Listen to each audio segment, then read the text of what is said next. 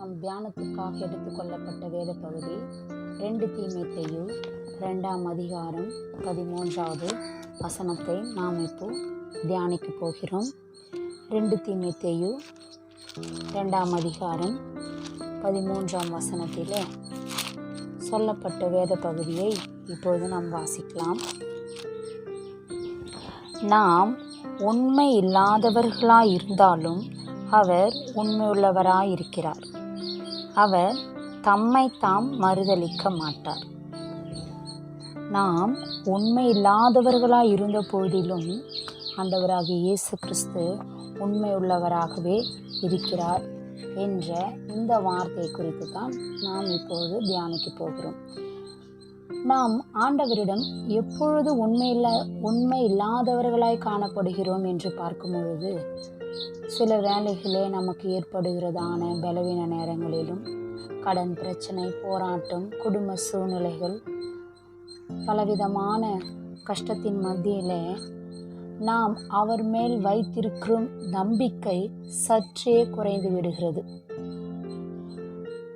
இல்லை, அப்படியெல்லாம் எதுவுமே கிடையாது, எப்பேற்பட்ட ஒரு சூழ்நிலையிலும் நான் ஆண்டவரை சந்தேகப்பட மாட்டேன், என்னுடைய விசுவாசம் குறைந்து போவதில்லை என்று நாம் இப்பொழுது நம்பிக்கையோடு சொல்வோம். ஆனால் இந்த மாதிரியான ஒரு பலவீன நேரத்தில், ஒரு வியாதி நேரத்தில், ஒரு கடன் பிரச்சனையில், ஒரு போராட்டத்தின் மத்தியில் நாம் அந்த சூழ்நிலையிலிருந்து கடந்து வரும்பொழுது நாம் ஆண்டவர் மேல் வைத்திருக்கும் நம்பிக்கை சற்றே குறைந்து போவது. இது உதாரணத்துக்கு சொல்வோமானால் பேதுருவை நாம் பார்க்கலாம். பேதுரு அவர்கள் சொல்லுகிறார்கள், லூக்கா 22ஆம் அதிகாரம் 33வது வசனத்திலே, அதற்கு அவன், ஆண்டவரே, காவலிலும் சாவிலும் உம்மை பின்பற்றி வர ஆயத்தமாயிருக்கிறேன் என்று சொல்கிறார். ஆண்டவர் சொல்கிறாரு, இல்லை, நீ சேவல் கூவுறதுக்குள்ளே நீ என்ன பண்ணுவ, 3 தரம் மறுதளிப்ப அப்படின்னு. இன்றைக்கு சேவல் கூவுறதற்கு முன்னே நீ என்னை 3 தரம் மறுதளிப்பாய் என்று சொல்கிறார். ஆனால் இவர் சொல்கிறாரு, இல்லை ஆண்டவரே, காவல் உங்களை போய் சிறைச்சாலில் காவலில் போட்டாலும் உங்களை பின்பற்றி வருவதை நான் நிறுத்த மாட்டேன், சாவிலும் உங்கள் கூடவே நான் இறந்தாலும் உங்களோடவே நான் இறப்பேன் என்று அவ்வளோ நம்பிக்கையாக சொல்கிறார். ஆனால் ஆண்டவராகிய இயேசு கிறிஸ்துவை அவர் மரண தருவாயில் இருக்கும்பொழுது, அவரை சிறைச்சாலையில் கூட்டி கொண்டு போகும்பொழுது பேதுரு அவர்கள் என்ன பண்ணுறாரு, அவருடைய உயிர் பயத்தினால அந்த பயத்தை பார்த்து ஆண்டவர் சொன்ன வார்த்தையே மறந்து என்ன பண்ணுறாரு, ஆண்டவரை மறுதளிக்கிறதாக நாம் வேதத்தில் பார்க்குறோம். ஆண்டவரை 3 தரம் மறுதளிக்கிறார்.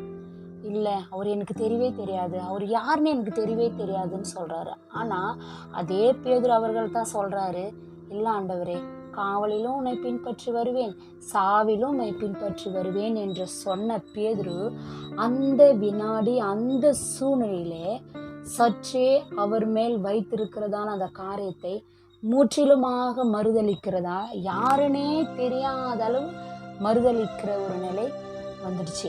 அதுபோல தான். ஆனால் அப்படி இருந்தும் கூட ஆண்டவராகிய இயேசு கிறிஸ்து உண்மையுள்ளவராகவே இருக்கிறார்.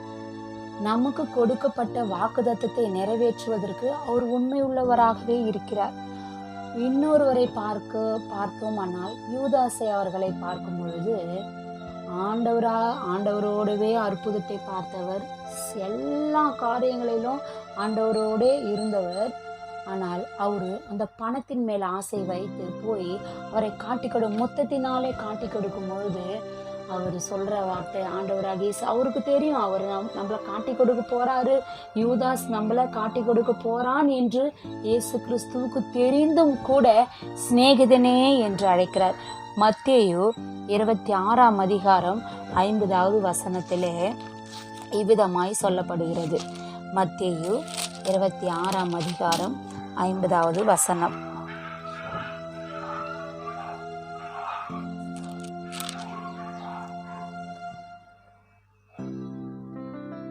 இயேசு அவனை நோக்கி, சிநேகிதனே, என்னத்திற்காக வந்திருக்கிறாய் என்றார். அப்பொழுது அவர்கள் கிட்ட வந்து இயேசுவின் மேல் கை போட்டு அவரை பிடித்தார்கள். ஆண்டவருக்கு தெரியும் இவன் நம்மளை காட்டி கொடுக்க போகிறான் என்று தெரிந்தும் கூட அவர் மேல் வைத்த அந்த அன்பை குறையாமல் சிநேகிதனே என்று அழைக்கிறார்.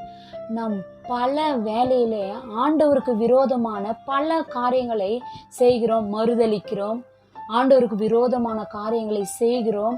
ஆனாலும் கூட நாம் பலவீன நேரங்களே, கஷ்ட நேரத்தில் அப்பா என்று கூப்பிடும் பொழுது நம்மளுடைய ஜெபத்தை கேட்டு அவர் நமக்கு இரக்கம் செய்கிறவராய் இருக்கிறார், உண்மையுள்ளவராகவே இருக்கிறார். எவ்வளோ பெரிய தகப்பன் நமக்கு கிடைத்திருக்கிறார் என்பதை நம் சிந்தித்து பார்க்கும் பொழுது நம் மிகவும் பாக்கியசாலிகளாய் இருக்கிறோம். இதை நம் வாழ்க்கையில் ஒவ்வொரு காலகட்டத்திலும் நம்ம கடந்து வந்த நாட்களை நினைவு கூர்ந்து பார்க்கும் பொழுது பல வேளையில் நம்ம கஷ்ட நேரத்தில் நம் ஜெபத்தை மறந்து விடுகிறோம். சோர்வினால, அசதினால, ஒரு விதமான ஒரு காரியத்தினால நம் ஆண்டவரை தேட மறந்தால் கூட அவர் நம்மை காப்பதற்கும் அவர் நம்மை விசாரிப்பதற்கும் பாதுகாப்பதற்கும் எப்பொழுதும் அவர் உண்மையுள்ளவராகவே இருக்கிறார்.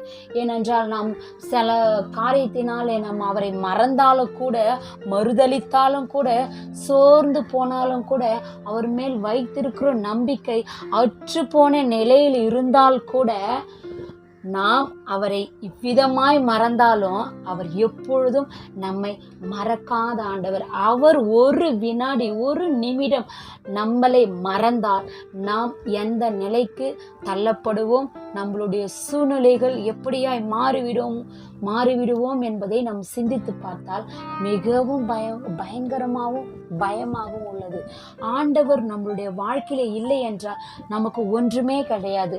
ஆண்டவரோடு நம்ம தேடி ஜீவிக்கும் பொழுது, ஆண்டவரோடு நெருங்கி நாம் இருக்கும் பொழுது மாத்திரமே தான் நமக்கு இந்த உலகத்துல எல்லா கனமும் தேவையும் நமக்கு ஒரு மரியாதையும் இருக்குதுன்னு சொன்னால் ஆண்டவர் நம்மளோடு இருக்கிறதை மற்றவர்கள் காணும்பொழுது மாத்திரமே தான்.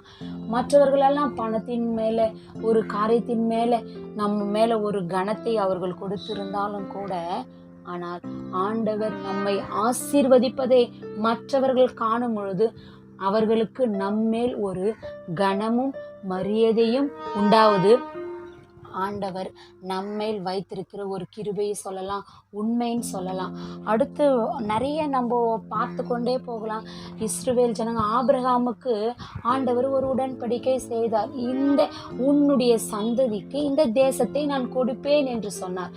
ஆனால் அவங்க அந்நிய தேசத்திலே 400 வருடம் அடிமைகளாய் இருப்பார்கள் என்று சொன்ன ஆண்டவர் அந்த வாக்குத்தத்தத்தை மறக்காமல் 400 வருடங்கள் அடிமைகளாய் இருந்த, அந்நிய தேசத்துல அடிமைகளாய் இருந்த அந்த ஜனங்களை அந்த உடன்படிக்கையை மறக்காமல் உண்மையுள்ளவராய் நினைத்து மோசேவை அவர்களுக்காக அனுப்பி அந்த இடத்திலிருந்து அவர்களை விடுதலை பண்ணி கொண்டு வரும் பொழுது கூட பலவிதமான காரியங்களை, ஆண்டவருக்கு விரோதமாய் முறுமுறுப்பு, கலகங்கள், இன்னும் பலவிதமான பாவங்கள் செய்திருந்தும் கூட ஆண்டவர் கொடுத்த அந்த வாக்குத்தத்தத்தை ஆண்டவர் என்ன பண்ணாருங்க, முழுமையாய் நிறைவேற்றி ஆபிரகாமுடைய சந்ததிக்கு கொடுப்பேன் என்ற அந்த வாக்குத்தத்தத்தை உடன்படிக்கை நிறைவேற்றினார். ஒரு பொழுதும் நம் பொல்லாதவர்களாய் இருந்தாலும் கூட, நம்மளுடைய கிரியைகள் பொல்லாதவைகளாய் இருந்தாலும் கூட ஆண்டவர் நமக்கு எப்பொழுதுமே உண்மை உள்ளவராய் இருக்கிறார். ஆண்டவர் என்று பிள்ளைகள் என்று சொல்லிக் கொள்ளுகிற நாம் இனி ஆண்டவர் எப்படி உண்மையுள்ளவராய் இருக்கிறாரோ மற்றவர்கள் அவருக்கு தீங்கு செய்த போதிலும், மறுதலித்த போதிலும், மொத்தம் கொடுத்து அவரை காட்டி கொடுத்த போதிலும், எப்படி அவருடைய அன்பிலே கொஞ்சம் குறைய எப்படியாய் அவர் அன்பாகவே இருந்தாரோ, முடிவு பரியந்தம் அன்பாகவே இருந்தாரோ, அவருடைய பிள்ளைகள் என்று சொல்லிக் கொள்ளுகிற நாம் நமக்கு விரோதமாய் எத்தனை பேர்கள் எழும்பினாலும் நாமும் கூட நம்மளுடைய தகப்பன் இயேசு கிறிஸ்துவை போல நாமும் கூட மற்றவர்களுக்கு நம்மளுடைய தகப்பனுடைய சுபாவத்தை காட்டுகிறவர்களாய், அன்புள்ளவர்களாய் நாம் இருக்க வேண்டும். இருந்திருந்தால் ஆண்டவருக்கு மிகவும் என் பிரியமே, என் ரூபவதியே என்று சொல்லி, என் குமாரனே, என் சிநேகிதனே என்று சொல்லி ஆண்டவர் நம்மளை அணைக்கிறவராய் இருக்கிறார். ஆனால் இன்னொரு ஒரு கேட்டகிரி அப்படின்னு சொல்லும்பொழுது, ஆண்டவருடைய பெயரை சொல்லிக்கொண்டு ஆண்டவருக்கு ஊழியம் செய்து கொண்டு அன்பில்லாதவர்களாகவும் மற்றவர்களை மன்னிக்கக்கூடிய ஒரு சுபாவம் இல்லாதவர்களாய் இருந்தால் அவர்கள் செய்கிற ஊழியங்களாகட்டும், மற்ற எந்த ஒரு விஷயமாகட்டும் ஆண்டவர் அதில் பிரியம் வைக்க மாட்டார். ஆண்டவரை நாம் தகப்பன் என்று சொல்லிக் கொள்ளுகிற நாம், அப்பா என்று சொல்லிக் கொள்ளுகிற நாம் எப்பொழுதுமே அவருடைய சுபாவத்திலே நாம் இருக்கணும். உலக பிரகாரமான ஒரு தாய் தகப்பனுடைய பிள்ளைகள் எப்படி தகப்பனுடைய சுபாவத்தின்படி பிள்ளைகள் இருக்கிறார்களோ, நாம் ஆவிக்குரிய பிள்ளைகளாய் இருக்கும் பொழுது அந்த தகப்பனுடைய சாயலை பெற்றுக்கொள்ளுகிற நாமும் கூட அவரை போல, அவருடைய சுபாவத்தை போல நாம் மற்றவர்களை மன்னிக்க, மற்றவர்கள் நாம் எவ்விதத்திலும் நமக்கு விரோதமாய் எழும்பினாலும் கூட நாம் ஆண்டவராக இயேசு கிறிஸ்து எப்படி உண்மை இல்லாதவர்களிடத்துல கூட உண்மை உள்ளவராய் இருந்தாரோ, அப்பேற்பட்ட ஒரு அனுபவம், அப்பேற்பட்ட ஒரு அந்த காரியத்தை நாம் மற்றவர்களுக்கு உண்மையுள்ளவர்களாய், உண்மை இல்லாதவர்களை இருக்கிறவங்க கிட்ட கூட நாம் உண்மையுள்ளவர்களாக இருக்கும் பொழுது ஆண்டவருடைய பிள்ளை என்று நாம் சொல்லிக் கொள்வதில் மிகவும் பெருமை நம்ம அடையலாம். இப்போ இதெல்லாம் நம்ம யோசித்து பார்க்கும் பொழுது கடைசியாக ஒரு வசனம் இருக்குது. அந்த லைன்ல நம்ம பார்க்கும்பொழுது, அவரை தம்மை தாம் மறுதலிக்க மாட்டார். தம்மை தாம் மறுதலிக்க மாட்டார் என்று சொன்னா எப்படி அப்படின்னா, அவரை எப்படி நேசித்தாரோ அதே போல நம்மையும் நேசிக்கிறார். அது இப்போ ஒரு வாக்கியம் இருக்குது, உன்னை நீ நேசிப்பது போல பிறரையும் நேசி என்று ஆண்டவராகிய இயேசு கிறிஸ்து சொன்ன வார்த்தை. அந்த வார்த்தைக்கு அது பொருந்தவே ஆண்டவர் என்ன சொல்றாருன்னா, எப்படி தம்மை தாம் மறுதலிக்க மாட்டார் அப்படின்னா, அவரை போலவே நம்மையும் பார்க்கறதுனால தான் நம்மை அவரால் மறுதலிக்கவும் முடியல. நம்மிடத்துல அந்த அன்பு அவர் பூரணமா காட்டுறாரு. அப்போ நம்ம கூட ஆண்டவருடைய வார்த்தையை படிக்கிற நாம் ஆண்டவராக இயேசு கிறிஸ்து சொன்ன ஒவ்வொரு வார்த்தையும் கீழ்ப்படிந்து நடந்து, உன்னை நீ நேசிப்பதை போல பிறரையும் நேசி என்ற அந்த வார்த்தையை போல நாமும் கூட உண்மை இல்லாதவர்கள் இடத்துல கூட உண்மையுள்ளவராய் இருந்து ஆண்டவருடைய சுபாவத்தை, ஆண்டவருடைய சாயலை மோசே ஆண்டவராக இயேசு கிறிஸ்து சொல்றாரு. மோசே இந்த எபிரேயர்ல நாம் பார்க்கும் பொழுது, எங்கள் வீட்டில் எங்கும் உண்மையுள்ளவன் மோசே என்று சொல்லப்படுகிறது. உண்மையுள்ளவர் என்று இயேசு கிறிஸ்து மோசே குறித்து சொன்னது போல உங்களையும் என்னையும், இந்த செய்தியை கேட்டுக்கொண்டிருக்கிற யாவரையும் நம்மையும் கூட அவர் உண்மையுள்ளவர் என்று சொல்லும்படியாக நாம் இனி வாழ்கிற வாழ்க்கை ஆண்டவருக்காக வாழ்வோம். கர்த்தர் தாமே இந்த வார்த்தைகளை ஆசீர்வதிப்பாராக. ஆமென்.